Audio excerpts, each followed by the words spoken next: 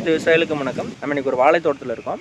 இந்த வாழை தோட்டத்தில் பார்த்தீங்க அப்படின்னா வந்துட்டு காய்கள்லாம் வந்து புடை வந்து ஒரு அரைக்காய் ஆகக்கூடிய தருணத்தில் இருக்குது.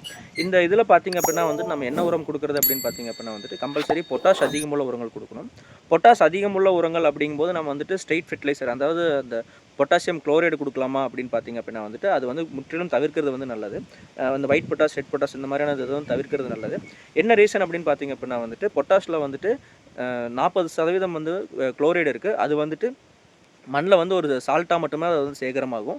அது வந்து பொட்டாஷோட அப்டேக்கையும் வந்து வாழையில் வந்துட்டு ரொம்பவே வந்துட்டு தடுக்கும். ஸோ நீங்கள் இதுக்கு வந்துட்டு எஸ்ஓபி இல்லை வந்து எம்கேபி இந்த மாதிரியான உரங்கள் கொடுக்கலாம். நீங்கள் இது கொடுக்கும்போது கம்பல்சரி வந்துட்டு பொட்டாஷ் மொபிலைசிங் பாக்டீரியான்னு கொடுக்கும்போது பார்த்தீங்கன்னா நீங்கள் மண்ணில் இருக்கக்கூடிய பொட்டாஷியம் அது வந்து எடுத்து கொடுக்கும். உதாரணத்துக்கு வந்துட்டு நம்மளோட இந்தியன் சாயில்ஸில் வந்துட்டு பொட்டாஷ் வந்துட்டு ரொம்பவே ரிச்சாக இருக்குது. ஸோ அது வந்து பயிருக்கு போய் கிடைக்குதான்னு கேட்டால் இல்லை. எதனால் அப்படின்னு பார்த்தீங்க அப்படின்னா வந்துட்டு பொட்டாஷ் வந்துட்டு மண்ணில் நகராத தன்மை கொண்ட ஒரு தனிமம். ஸோ அது வந்து என்னன்னா மண்ணில் அப்படியே சேகரமாயிடும். ஸோ நீங்கள் பொட்டாஷ் மொபிலைசிங் பாக்டீரியாவும் ப்ளஸ் வந்துட்டு எஸ்ஓபி இந்த மாதிரியான உரங்கள் நீங்கள் கொடுக்கும்போது என்ன ஆகும் பார்த்தீங்கன்னா பொட்டாஷோட